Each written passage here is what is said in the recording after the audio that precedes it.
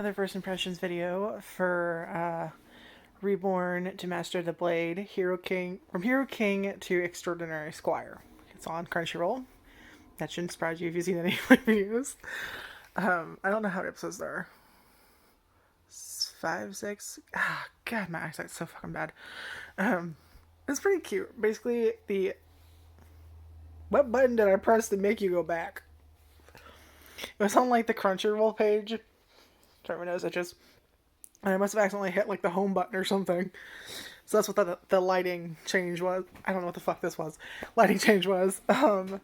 So the title's kind of self-explanatory, but basically, we kind of start off the first episode with Inglis, who is the hero king of this nation, and he's basically on his deathbed, and he dies, and then he gets visited by the goddess that gave him his gift, and said basically he's basically spent his entire life serving the people, doing everything for them to the point he had to kind of give up his own life, and like what he wanted to do, he had to be like more selfless, more justice based, and so she says, you've done so well as a reward. What do you want? And he's like, to be honest, I'd like to be reincarnated.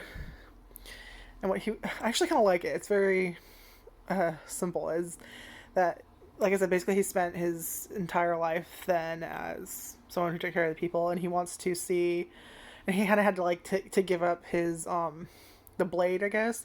So he was curious how far he could have gone if he had. Sorry, my sister giving me a text message saying she'll be home in a few minutes with groceries. Can you put the oven on 425, please, for dinner? Okay. Can I text and record at the same time? Okay. Anyway, where was I? But yeah, so he wanted to see how far he could have gone and kind of live more for himself. Stop texting me, I love you, but stop texting me. So he wanted to kind of live for himself, so he was more hedonistic in this life. And he kind of becomes like a battle junkie to some extent. So whenever he's like in a dangerous position, his first thought is, oh god, we're all gonna die. It's, oh, fun thing I can punch. But, so basically, magic existed back then, and then he's reincarnated later as a baby, but this time he's reincarnated as a girl. And, it's basically just kind of like, as I just explained it, him making himself stronger and kind of just enjoying his life more. It doesn't mean he's necessarily forgotten, I guess, but he is definitely more like, more self-centered. That's also a little mean, but you kind of get it. Like, he's very, like I said, hedonistic. And yeah, apparently, it doesn't say, I don't think, how long after his death in his previous life that he's reincarnated, just that obviously he's born as a girl. There's a little thing I'm confused about where when she's first born, she's called Ignis, which was ironically his name in his first life. But then other times characters will call her that, but then other times will call her Chris. And it confuses me, because I was like, it's one thing it was a nickname, but I thought, well, maybe it's like a last... No, it's not her fucking last name either, so I don't know where the fuck they're getting Chris from. So that was real fucking confusing. I'm like, did they make like a typo on Crunchyroll or something? Because like they, I guess, right? The things, I don't know if they get like a transcript or what, but I've seen like a little occasion, like maybe a spelling mistake or something. So like, oh, okay. But so it's like, I was like, I've still fucking. Do you know why that is? I don't know what the fuck it is. And I keep waiting for the, oh, it's a nickname from, or oh, it's like I said, I thought maybe it was like a last name or something, but no. Anyway, she kind of has like a childhood friend, and that is the daughter of the Duke of her territory. And they've literally been together in diapers, and then she has like, or her friend has an older brother, who I'm kind of wondering if he's going to be like the love interest, because so far she doesn't seem to give a fuck in that way. But, so we've already noticed a few things, such as, there's people called Highlanders, and there's these things called Magicite beasts, and there's a lot of stuff going on. But basically, it looks like magic isn't the same as it used to be from when he was around. It looks like they've forgotten the techniques or something. And the energy that makes up this world is called ether. Or it's like, I can't, oh god. I'm probably gonna fuck this up, but I think it's like AETHER, ether. And then I guess you can. It's kind of like the building blocks essentially, and then I guess that you can turn that into mana or something.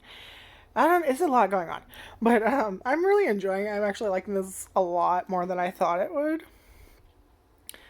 and it's a cute show.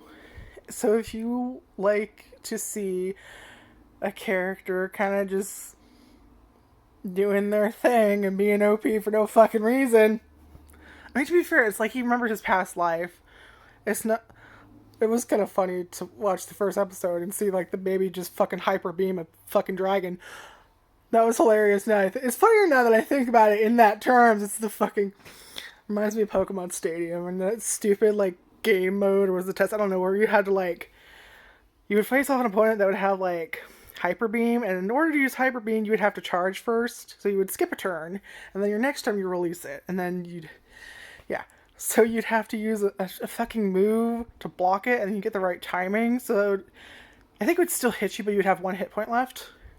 I don't remember what that, like I vividly remember doing it, but I don't remember like what game mode it is. I just know it was like Pokemon Stadium for like Nintendo 64. Anyway, so yeah, that's after she Kamehamehas. I'm not Dragon Ball Z fan. I butchered that. I don't know I did. But yeah, she kind of like hyper beams this motherfucker. So basically, anytime like a character is like, "Oh God, we're gonna die," or like you know how any situation when someone like should be scared or like, basically if this bitch is smiling, it's not surprising. And like the more of a challenge, like he, it, whatever you want to call him, Ignis, definitely kind of reminds me of like a battle junkie more than like a berserker.